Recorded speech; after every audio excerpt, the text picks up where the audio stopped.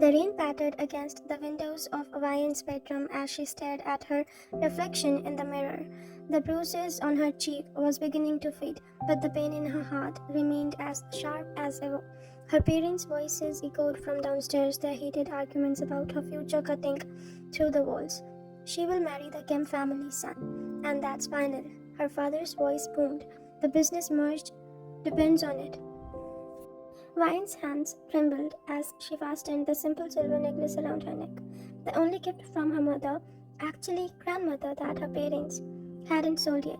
At 23, her life had been reduced to a business transaction, a means to save her family's failing company. Her phone buzzed with a text from her best friend, Jisoo. Are you okay? Did you tell them you won't go through with it? Ryan sighed, typing back. They won't listen. The engagement party is tomorrow's night. She had never ever met her supposed to be fiancé. Only knew he was the son of a filthy businessman who had connections with her father desperately needed. The thought of being bound to a stranger made her stomach churn. Across Seoul, in a sleek penthouse overlooking the glittering city, Jungkook stood by the floor-to-ceiling windows, his dark eyes reflecting the distant lightning. At 27, he had built an empire that few knew the true nature of to the public. He was merely a successful businessman with interest in real estate and entertainment. Behind closed doors, he controlled half of Seoul's underground's operation with an iron fist tempered by an unbreakable code of honor. Sir, we have the information you requested, his right-hand man Taeyong said as he entered the room, placing a folder on the glass desk. Jungkook's expressions remained impassive as he flipped through the documents, but his jaw tightened when he reached the photograph. It was her, the woman he had glimpsed 6 months ago at a charity gala, the woman whose eyes had met his across the room for just a moment before she disappeared into the crowd. He had been searching for her ever since. Ryan Park, he murmured, fingers tracing over her image. So, that's her name. She's the daughter of Park Ji-hoon. The young continued. His company is on the verge of bankruptcy and... He hesitated. What is it? Jungkook's voice was dangerously soft. She's being engaged tomorrow night to Kim Sang-hoo's son. The glass in Jungkook's hand shattered, blood mixing with the amber liquid. The young knew better than to react to the display of emotions, rare for his usually controlled boss. Kim Sang-ho, Jungkook repeated, his voice cold as ice. The same man who tried to have me killed last year. Yes, sir. Jungkook wiped the blood from his hand with a handkerchief and decision already made. Call everyone. We are attending the engagement tomorrow night. The Grand Seoul Hotel ballroom sparkled with crystals, chandeliers, and jewelry of Seoul's elite. Ryan stood next to her parents, her emerald green dress feeling like a prison. Her makeup carefully concealed the fading breeze, a reminder of what happened when she had tried to refuse this arrangement. Smile, her mother hissed through clenched teeth. The Kims are coming. Ryan forced her lips to curve upward as an older man approached with a young man beside him. Kim Sang-ho was in his 60s, with cold eyes that evaluated her like merchandise. His son, Minjun, was perhaps 30, handsome in conventional way, but with a smile that hadn't reached his eyes. So, this is the beautiful bride-to-be. Sang-ho said, voice oily with false warmth. My son is very fortunate. Minjun took her hand, his grip too tight as he kissed her knuckles. Indeed I am, he said, eyes roaming over her in a way that made her skin crawl. The evening proceeded like a nightmare in a slow motion. Congratulations from people she don't know. Champagne she couldn't bring herself to drink. Minjun's hand constantly at the small of her back, pressing too hard, claiming ownership already. And then a commotion at the entrance. The crowd parted as if by instinct, and a group of men in impassable suits entered the ballroom. At their center walked a man who commanded attention without seeking it, tall, broad-shouldered, and features that seemed carved from stone and eyes that missed nothing. Who invited Jeon Jungkook? Someone whispered nearby. Van felt the immediate tension in Min Joon's posture, saw the blood drain from her father's face. What is he doing here? Her father muttered for first time that evening. Van felt curiosity piercing through her despair. Who is he? Her question went unanswered as Kim Sung-ho approached the newcomer, false joviality plastered on his face. Jungkook-si, what an unexpected pleasure to meet you over here. I heard congratulations were in order. Jungkook replied, his voice deep and melodic, yet somehow threaded with steel. His eyes scanned the room until they found Ryan's, and the world seemed to stop. Recognition flickered in his eyes, impossible since they had never met. Ryan couldn't shake the feeling that she knew those eyes and seen them before. You must meet my future daughter-in-law, Songwoo said, gesturing towards Ryan. Jungkook moved with predatory grace as he approached. Up close, he was even more striking, something wild, carefully contained beneath a veneer of civilization. He took her hand, his touch gentle despite the strength evident in his frame. A pleasure to meet you, Miss Park, he said, his eyes never leaving hers as he bowed slightly. The moment his skin touches hers, Ryan felt a jolt of electricity. Something passed between them, a recognition, a promise, a warning. Likewise, Mr. Jeon. She managed to reply, please call me Jungkook. His thumb brushed almost imperceptibly over her pulse point, and she knew he could feel her heartbeat racing. Minjun stepped closer, putting a possessive arm around her waist. If you'll excuse us, we have guest attendants. Jungkook's smile didn't waver, but something dangerous flashed in his eyes. Of course, but perhaps I might request a dance with the bride-to-be later. It's a tradition, after all, before Minjun could refuse. Her father intervened. Of course, Ryan would be honored. As Jungkook stepped away, his gaze lingered on her for a moment longer than necessary. In that look, Ryan saw something that sent a shiver down her spine. Not a threat, but a woe.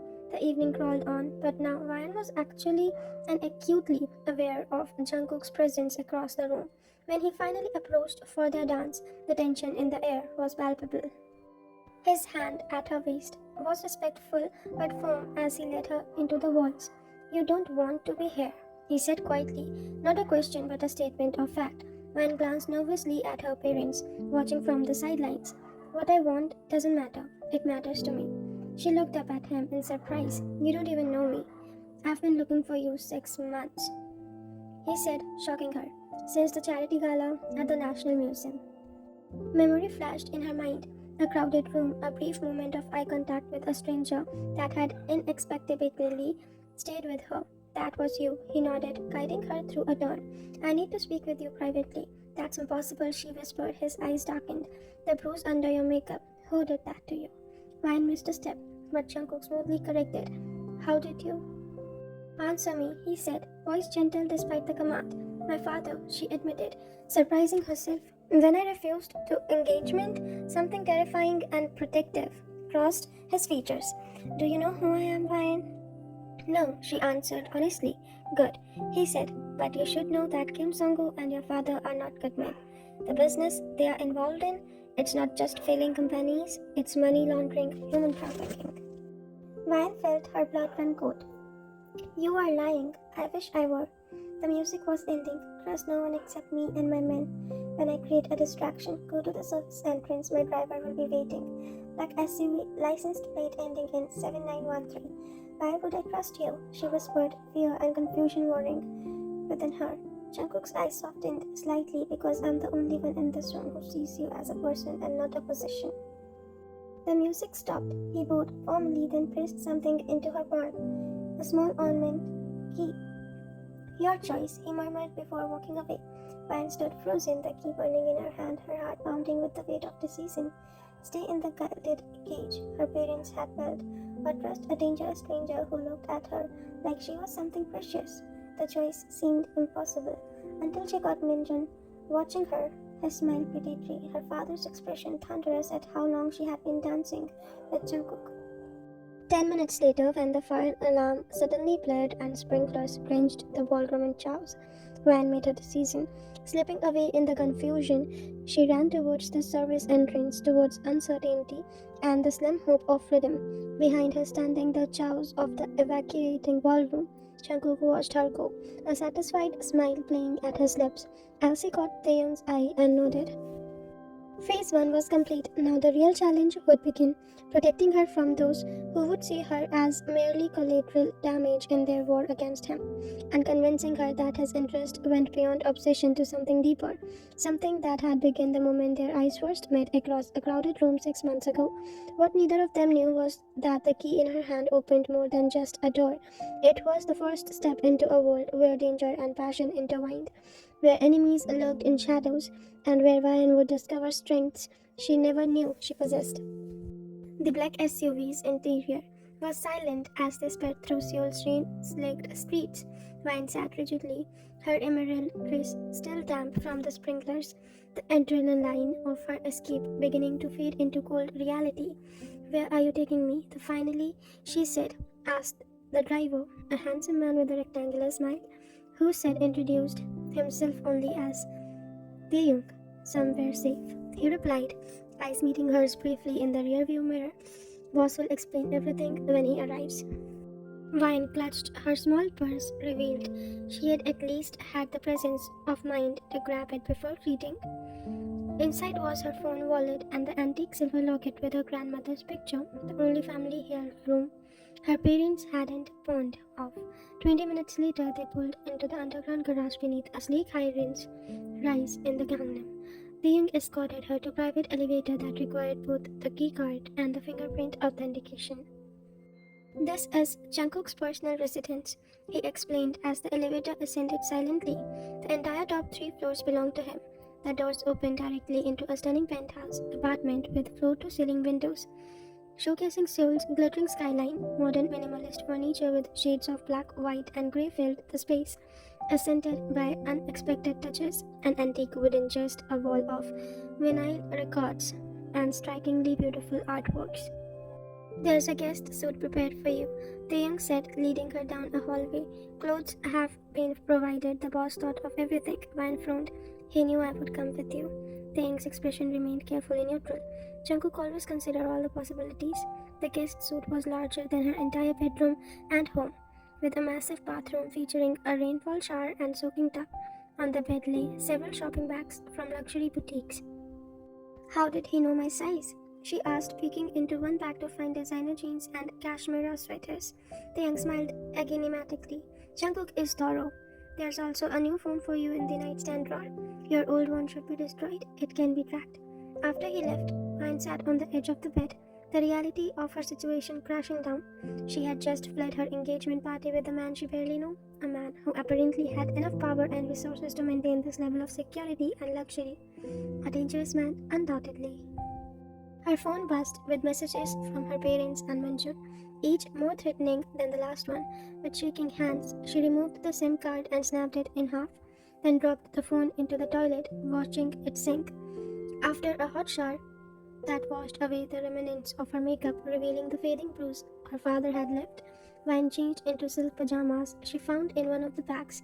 Despite her exhaustion, sleep eluded her. Instead, she ventured out to the main living area. She froze when she saw Jungkook standing by the windows, still in his formal clothes from the party. Though his tie was loosened and his jacket discarded, he held a glass of amber liquid staring out at the city below. "You should be resting," he said without turning around, somehow aware of her presence. "I have questions," Ryan replied, wrapping her arms around herself. Now he turned, his dark eyes taking in her appearance. The silk pajamas, the damp hair, the visible bruise she no longer concealed. Something dangerous flashed in his expression. "He will pay for that," Jungkook said softly, setting down his glass and approaching her slowly, as if she were a frightened animal. He stopped a respectful distance away.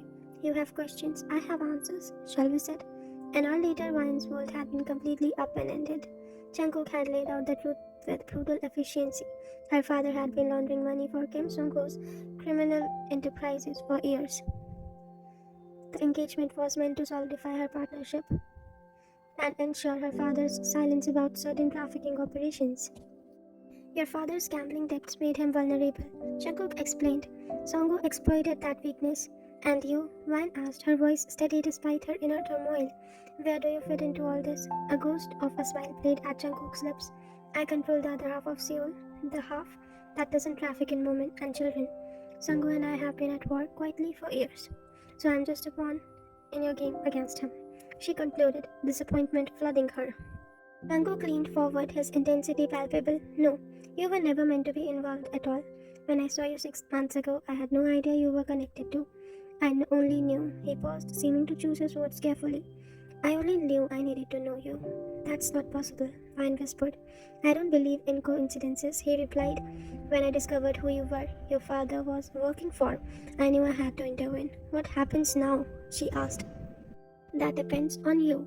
You can stay here under my protection until this is resolved, or I can arrange for you to disappear. New identity, new country, new life. The choice hung between them, heavy with implication. Before Ryan could respond, Jungkook's phone rang. His expression darkened as he answered. Understood, was all he said before hanging up. It seems we have less time than I thought. Your father has reported you kidnapped. The police will be looking for you. And also, Sunghook's man. Ryan felt the blood drain from her face. What do we do now? We do nothing, Jungkook said firmly. You stay here with me, where it's safe. I need to make some arrangements. He stood towering over her seated form. Try to get some rest. The young gentleman will guard you while I'm gone. As he turned to leave, Ryan caught his wrist. The contact seemed to surprise them both. Thank you, she said softly, for giving me a choice when no one else did. Something shifted in Jungkook's gaze, a softening around the edges of his carefully maintained control. His hand turned to grasp hers gently.